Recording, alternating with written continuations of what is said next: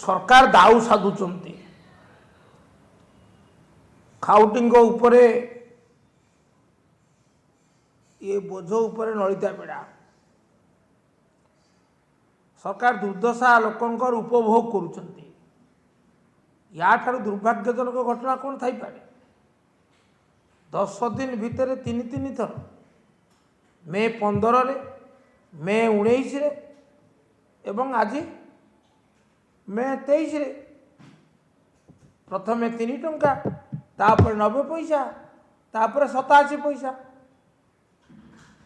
ये कौन सूचना दौर ये सूचना दौर जे पुनर्बार बढ़िबार संभावना अच्छी पर्यायक्रमे बढ़ेबार लगी बर्तमान मुद्रास्फीति तलमुआ होता ऊपर मुआ मुद्रास्फीति ऊपर मुआ होता बेले तेल दर जनित वृद्धि जनित मुद्रास्फीति घटव आहरी अधिक एवं से क्षेत्र में खाउटी जितेबाला समस्या पड़ुची असुविधार पड़ुची मध्यवित्त श्रेणी साधारण श्रेणी लोके सेतेबेले तेल दर बढ़ुची आमे बुझुचु जे संकट अच्छी किंतु संकट दूर करिबा पाई दर वृद्धि कौन एकमात्र पंथा सरकार लोकंकर सबका साथ इगर सबका साथ नमूना तेल दर जदि बढ़िला आपणकर ये जो क्रूड ऑयल किणवा जदि बढ़िला ताहले आपण सरकार सेटा को बहन करते एटा खाउटी को ऊपर बोझटा हस्तांतर हो नहांता स्थानांतर हो नहांता खाउटी प्रति दरद ना साधारण लोक प्रति दरद ना अभावी लोक प्रति माने सहानुभूति ना तेणु बढ़ई चलते आउ गोटे बड़ कथा हूँ आप देखते ये जो संकट देखागला 7 दिन तले 7 दिन कहीं 10 दिन तले 3 दिन धरिकी लगातार चलला तेल थाई कि आमर रिटेलर माने पेट्रोल पंप गुड़िक सब बंद हो गला नो स्टॉक लेखाला लंबा लंबा धाड़ी लगिला रेशनिंग करागला से सरकार कहले कौन सी असुविधा ना जो सरकार ये भयंकर संकट को अणदेखा कर आखि बुझी कहे कौन सी संकट ना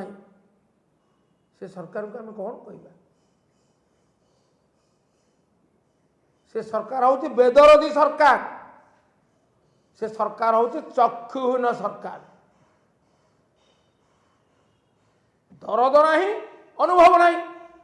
कहीं दरद ड्राइवर लिखला यही से आगुतरा सूचना पाइले तेल दर बढ़ा जाऊँगी तेणु मुनाफाखोर व्यवसायी माने तेल गच्छित रखी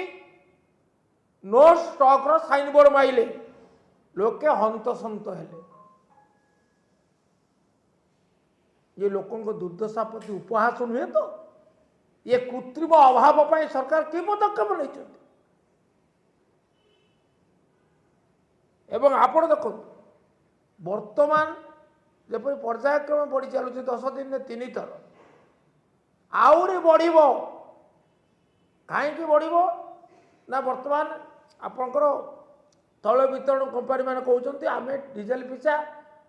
20 टंकार ऊर्ध्व क्षति सहूचु पेट्रोल पिछा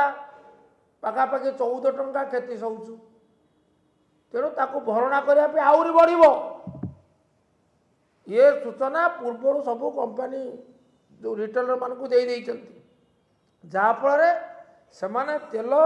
गच्छित थाई रेशनिंग कर